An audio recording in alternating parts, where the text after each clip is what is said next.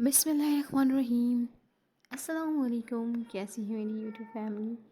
I hope आप जहाँ भी होंगे खुशहाल होंगे, हंसते मुस्कुराते होंगे। अल्लाह ताला आप सबको अपने ज़ुबान में रखे, खाते पीते रहें, मुस्कुराते रहें और दूसरों को खिलाते रहें और हमारे साथ जुड़े रहें और हमारी रेसिपीज़ को ट्राई करते रहें। अल्लाह ताला बरकत दे आप सबके खानों में, आपके रिक्स में, आपके ज़ायक़ों में। आज मैं लेकर आई हूँ आपके लिए मूली का पराठा।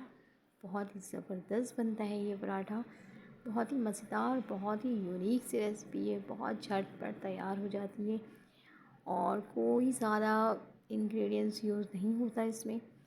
और मौसम के लिहाज से सर्दियों में तो बहुत ही ज़बरदस्त, सर्दियों के लिए समझ लें कि बहुत ही यूनिक रेसिपी है और ज़रूर ज़रूर ट्राई किया करें। जो मौसम की सब्ज़ियाँ होती हैं बहुत इम्पॉर्टेंट होती है आपकी सेहत के लिए, आपकी आँखों के लिए, आपकी हेल्थ के लिए बहुत ज़रूरी है। इस मौसम में मूली बहुत ज़्यादा मिलती है, तो एंजॉय करें आप भी और मैं भी। तो मैं अब रेसिपी आपको बताऊंगी। बाइट देख लें, बहुत ही मज़ेदार सी बाइट है और चटनी बहुत ही यूनिक। चटनी तो हर घर में बनती है, हर किसी का अपना अंदाज़ होता है बनाने का और मैं आपको कुछ यूनिक स्टाइल से बताऊंगी कि किस तरह की चटनी मैं बनाती हूँ अपने किचन में और आप किस तरह की चटनी अपने किचन में बनाते हैं आप मुझे बिल्कुल बताएंगे कमेंट्स करके। चलते हैं, रेसिपी स्टार्ट करते हैं। आज की रेसिपी बहुत ही सिंपल है, बहुत ही डिलीशियस है, बहुत ही सुपर्ब है, जो कि बनने जा रही है हमारे किचन में। सबसे पहले मैंने एक यहाँ पर मूली लिया है। मूली हमारे पास 250 ग्राम है। उसको मैंने धोकर अच्छी तरह से साफ़ कर लिया है और चटनी टमाटर की कह रही हूँ, हरा धनिया की चटनी बनाएंगे। धनिया, पुदीना, इमली, और जो कि इसका मेन इंग्रेडिएंट्स है चटनी का। और इसके साथ ही कुछ और मसाले हैं जो चटनी में जाएंगे। उसमें हमारे पास लाल मिर्च है, चाट मसाला है, नमक है और लहसुन है। और ये मैंने पानी में भिगो के रख दी है इमली को, ताकि इसका पल्प निकल आए। ये हमारे पास में मैंने धनिया, पुदीना, हरी मिर्चें हैं, ये सारी चीज़ें हैं। मिर्ची आप अपने अकॉर्डिंग रख सकते हैं। सबसे पहले मूली को हम कद्दूकश कर लेंगे। ये जो मैंने मूली धोकर साफ़ करके रखी है, इसको मैं कद्दूकश करूँगी और इसके छोटे छोटे बारीक बारीक चंक्स से बन जाएंगे, क्योंकि ये चंक्स जब मुंह में आते हैं तो बहुत ही ज़बरदस्त, बहुत डिलीशियस लगते हैं।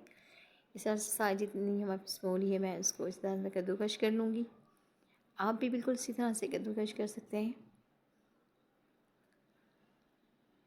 ये हमारी मूली जो है कद्दूकश हो गई है और मूली के अंदर अपना पानी होता है, ये बिल्कुल अच्छी तरह से निचोड़ के निकाल लेना है। ये इसका सीक्रेट है। अगर आपने पानी इसमें छोड़ दिया तो पराठे बिल्कुल भी अच्छे नहीं बनेंगे। तो काइंडली आप इसको पानी बहुत अच्छी तरह से निचोड़ के निकाल लें। ये किसी मलमल के कपड़े में आप डाल के इसको निचोड़ लें, उस तरह से भी पानी निकल आएगा। मैंने अपने हाथों की मदद से इसको सारे पानी को निकाल लिया है। ये हमारी मूली जितनी भी कद्दूकश हुई हुई थी, ये सब के मैंने इसको अच्छी तरह से निचोड़ दिया।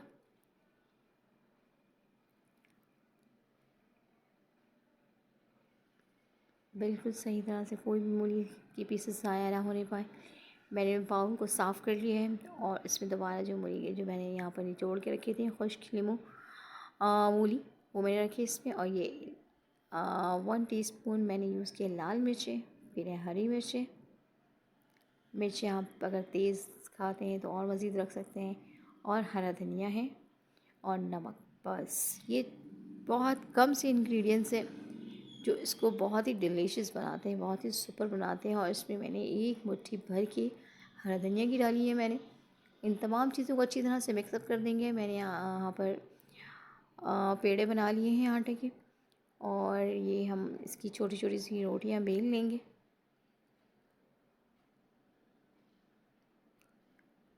और आटा सिंपल है, कोई ज़्यादा लॉजिक नहीं है। जो नॉर्मल आप घर पे आटा गूँथते हैं बिल्कुल उसी तरह से मैंने भी गूँधा है।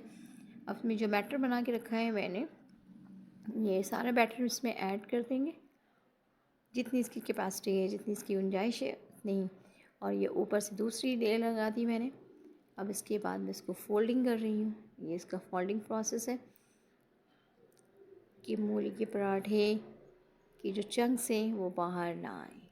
ठीक है, एक डिज़ाइन से भी बन गया है और जितनी भी मूली इसके अंदर है वो पैक हो गई है।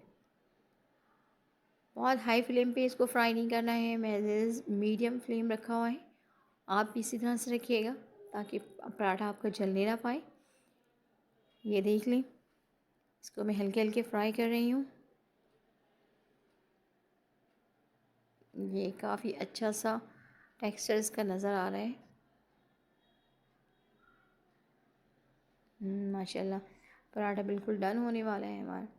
ये हमारा पराठा हो गया डन।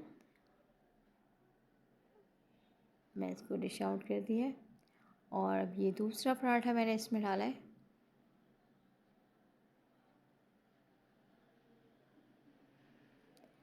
इसको भी मैंने हल्की हल्की आँच में फ्राई कर लिया है। आप भी बिल्कुल इसी तरह से स्लो, बहुत हाई फ्लेम पे नहीं रखना है वरना ये पराठा जल जाएगा आपका। मीडियम फ्लेम पे बहुत आसानी से पक जाएगा।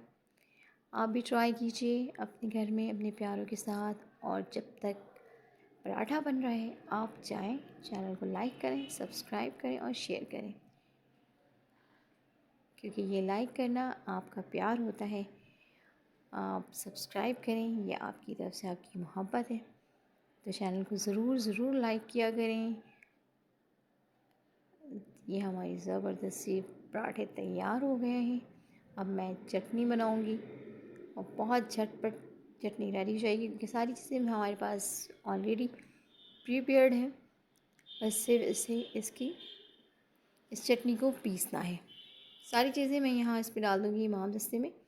और ये इस तरह से मैं इसको ब्लेंडर में नहीं, मैं इसको इसमें ही बनाती हूँ क्योंकि इसमें इसका टेस्ट बहुत अच्छा आता है। तो आप भी कोशिश कीजिएगा कि इसमें हो सके तो सिलबट्टे पे बना लें या फिर किसी पत्थर के इसमें बना लें, क्योंकि इसका टेस्ट बहुत ही ज़बरदस्त आता है। ये इमली का पल्प है, ये इसमें ऐड कर दूँगी मैं। जितना खट्टा आपको पसंद है आप रख सकते हैं।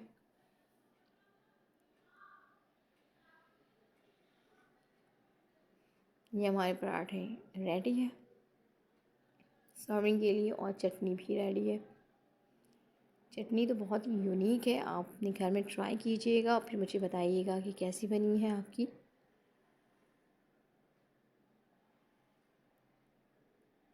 बहुत ही ज़बरदस्त सर्दियों की सौगात है ये।